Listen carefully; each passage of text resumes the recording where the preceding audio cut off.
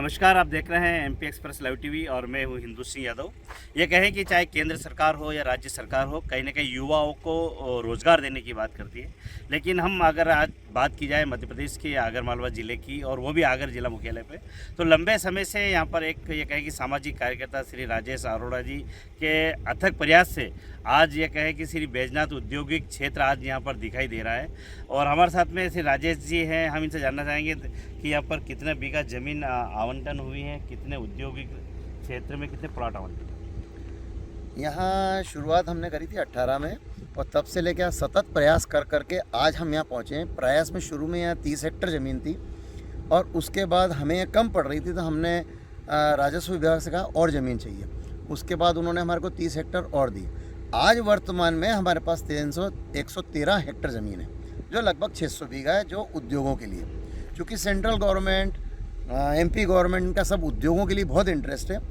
हम लोग निस्वार्थ भाव से कर रहे हैं काम करने के लिए, और इसी तारतम्य में कई बार भोपाल, उज्जैन, इंदौर गए और लेके आए प्लॉट, और अलॉटमेंट भी लेके आए, और अब ये लगभग तैयार है। इस क्षेत्र में लगभग 480 उद्यमी, जिनसे हमने व्यक्तिगत रूप से संपर्क करके उनको उद्यम स्थापित करने के लिए प्रेरित किया, लघु उद्योग भारती ने। अब चूंकि लघु उद्योग भारती इसमें लगी हुई है, संघ का जो अनुषंगिक क्षेत्र है उसमें लगे हुए हैं। इसमें आज इतने हो गए कि 480 के लगभग उद्योग आवंटन होने हैं, और लगभग इतने ही लोग होंगे जो क्षेत्र में लगभग 10,000 लोगों को रोजगार मिलेगा इस क्षेत्र में। ये हम 2 फेज़ में 3 फेज़ में आया है। प्रथम फेज़ अपन जहाँ खड़े ये कार्य चल रहा है। द्वितीय फेज़ इस रोड के नेशनल हाईवे के उस पार है। तृतीय फेज़ उसके पीछे, वो भी काम रुका हुआ है, उसके बाद चालू होगा। ये दोनों कंप्लीट अलॉटमेंट के बाद। अधिकारियों का ऐसा कहना था कि मार्च तक संभवतः नए फाइनेंशियल ईयर में अलॉटमेंट चालू कर देंगे। यहाँ पर ये कहें कि कौन कौन सी यूनिट लगेगी, क्योंकि आगर का अगर क्षेत्र देखें तो काफ़ी पिछड़ा हुआ है। वो चाहे आप रेलवे के हिसाब से देख लो, 4 लेन के हिसाब से देख लो। इस सबसे बड़ी बात है कि आप कहीं ना कहीं उद्योगिक क्षेत्र में एक आपने जागरूकता लाई, और क्षेत्र के जो युवा हैं यानी व्यापारी वर्ग, उनको एक रोजगार का प्लेटफॉर्म दिया। लेकिन इसका क्या पूरा सिस्टम क्या रहेगा अलॉटमेंट का? हाँ। नहीं, किस चीज़ का? मतलब यहाँ पर अगर किसी को प्लॉट लेना है, और कौन कौन सी यूनिट? यहाँ पर यूनिट कुल आ रहे हैं लगभग 200 फूड सेक्टर के हैं। छोटे छोटे व्यापारी, जैसे संतरे का काम है, कुछ आपका नमकीन उद्योग है, इस प्रकार के गेहूं ग्रेडेशन प्लांट है, 200 करीब ये हैं। और लगभग 150 इसमें फैब्रिकेशन और लकड़ी के कारखाने वगैरह जो रहते हैं उसके हैं। और शेष 50 में कुछ अपना ये पुष्टे के जो डब्बे बॉक्स बनते हैं, कोरुगेटेड बॉक्स जिसे कहते हैं, वो हैं। स्टेशनरी वर्क है। ऐसा करके लगभग 350 तो ये हैं। और क्षेत्र में हमने अपने प्रयास से एक 150 करोड़ का इथेनॉल का प्रोजेक्ट अपने दम पे लेके आए, जो पचेटी में डला हुआ है। वहाँ से भी अच्छा रोजगार उत्पन्न होगा। इसके अलावा हम लोग, चूँकि हमारा इंटरेस्ट आगर के रहने वाले हैं, इसलिए इंटरेस्ट आगर आगे बढ़े, ये इंटरेस्ट था। इसलिए नागपुर बैठक में हम लोग गए थे। हमारे जिलाध्यक्ष जी ललित जी भी हैं। हम लोग वहाँ गए थे, गडकरी जी से मिल के आए थे। जब नेशनल हाईवे की हमने चर्चा करी थी, उन्होंने पर मना कर दिया था। फिर हमारे जो राष्ट्रीय संगठन के पदाधिकारी या संगठन मंत्री थे, उन्होंने कहा इनकी बात सुनी, उन्होंने तवज्जो देके उसके बाद हम प्रोसेस में लगे। नेशनल हाईवे शुरुआत हमने करी थी, उसके बाद बाकी सब लेके आए। इसी प्रकार दिल्ली बैठक में जाके अश्विन जी वैष्णव रेलवे मिनिस्टर से हमने चर्चा करी थी, राष्ट्रीय संगठन के माध्यम से रेलवे की बात करी। पहले उन्होंने मना कर दिया, फिर उनसे पूरे डिस्ट्रीब्यूशन बात करी डिटेल में, तो उन्होंने एग्री करा। तो हमारे राष्ट्रीय संगठन ने उनको बोला सर ये काम करना है, और इसलिए अब रेलवे भी आ गई है। चूँकि क्षेत्र में रेलवे और ट्रांसपोर्टेशन का आसानी हो गई, इसलिए बड़े उद्योग और भी आने हैं, ये तय है। इसी प्रकार हम लोग व्यक्तिगत रूप अपने स्वयं के व्यय पर राजस्थान में कपड़ा उद्योग वालों से भी चर्चा करके आए कि एक क्लस्टर वो यहाँ आ जाए। उनसे चर्चा हुई, वो लगभग 800 से 1000 करोड़ का इन्वेस्टमेंट करने के लिए तैयार हैं। पर वो चूँकि एमपी की पॉलिसी और वहाँ की पॉलिसी में कुछ अंतर है, उनको वहाँ ज़्यादा फ़ायदे मिल रहे हैं, इसलिए नहीं है। अगर एमपी उनके लिए कुछ लचीलापन लाएगी तो 800-1000 करोड़ का वो कपड़ा उद्योग भी यहाँ आने के लिए तत्पर रहेगा।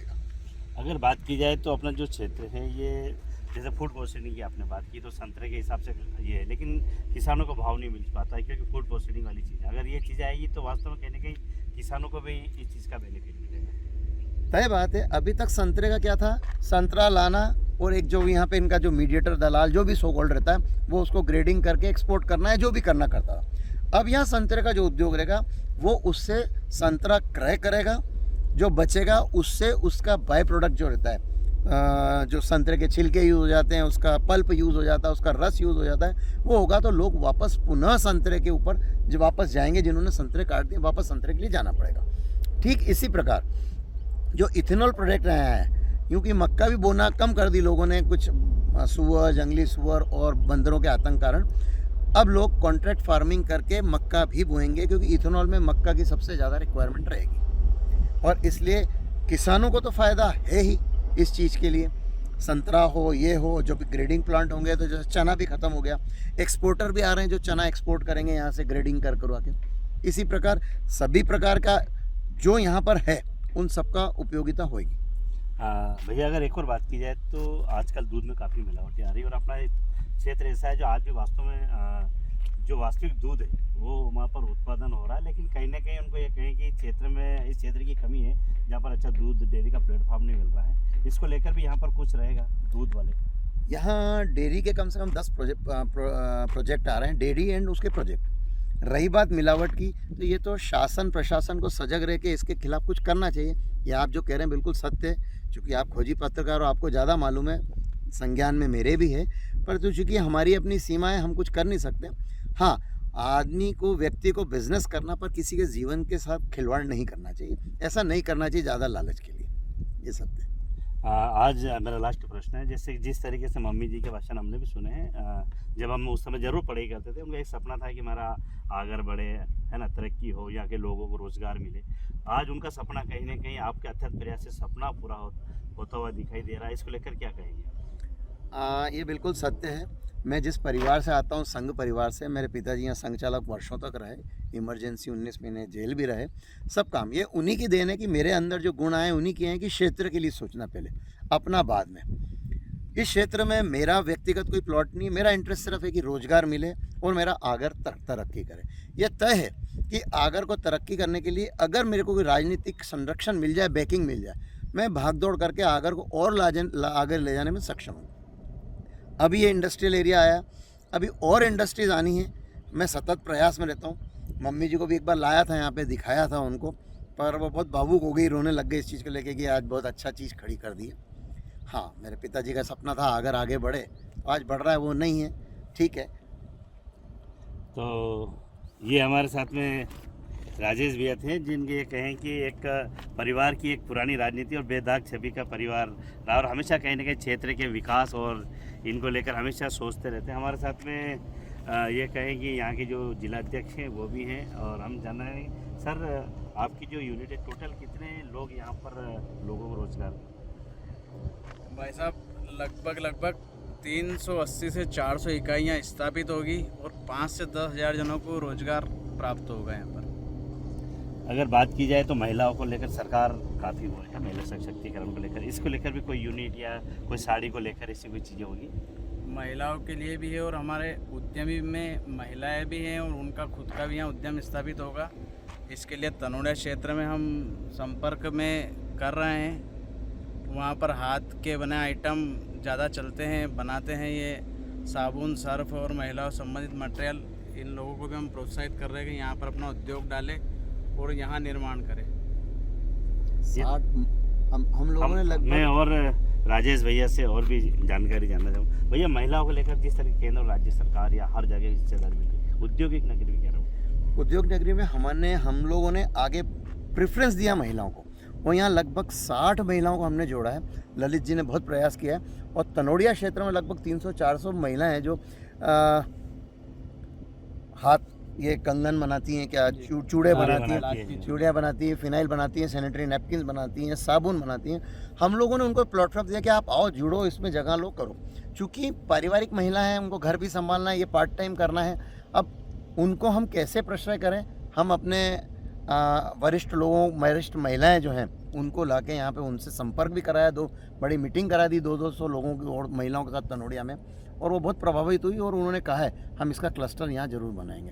तो आप ये तय मान के चलो कि आगर के अंदर एक महिला क्लस्टर बहुत जल्दी बनने में आएगा। संभवतः आपको महीने 15 दिन के अंदर हमें बता देंगे कि महिलाएं कितनी जुड़ रही हैं। और क्षेत्र में हमारा पहला प्रेफरेंस है कि महिलाएं आगे आए। क्षेत्र में पुरुष तो जो कर रहे हैं कर ही रहे हैं, महिलाओं को आगे आने के लिए हमारा पहला प्रेफरेंस है। ऐसा हमारा लघु उद्योग भारती भी कहता है और हमको भी सोचना चाहिए कि महिलाओं को आगे लाया जाए।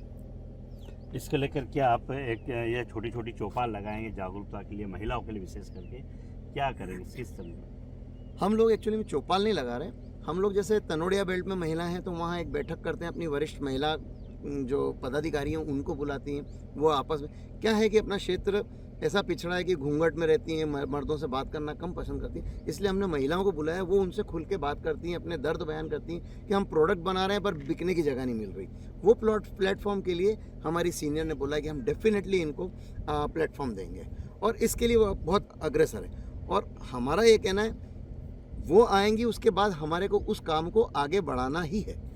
और अब जो 60-70 महिलाएं जुड़ी हमारे साथ, हम उनको ही लेके इस ग्रामीण बेल्ट पे उनसे ही आगे काम करवाएंगे। ये थे हमारे साथ में ये कहें कि राजेश जी अरोड़ा जी, जिनके अथक प्रयास से आज यहाँ का जो पहाड़ी क्षेत्र था वो औद्योगिक क्षेत्र में परिवर्तित हो रहा है।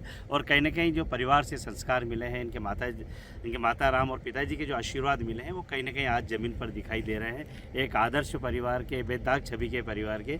और ये कहें कि एक सोच थी कि मेरा शहर आगे बढ़े, मेरे शहर के लोगों को रोज़गार मिले और युवा आ गया और महिला सशक्तिकरण जिस तरह के सरकार उनका और जो प्रयास किया जा रहा है, कहीं ना कहीं इनकी और इनका जो इकाई है वो भी आगे बढ़ती हुई दिखाई दे रही है। इसको लेकर अगली अपडेट फिर हम आप तक पहुंचाएंगे। आप देखते रहिए MP express live TV Hindu Singh Yadav के साथ।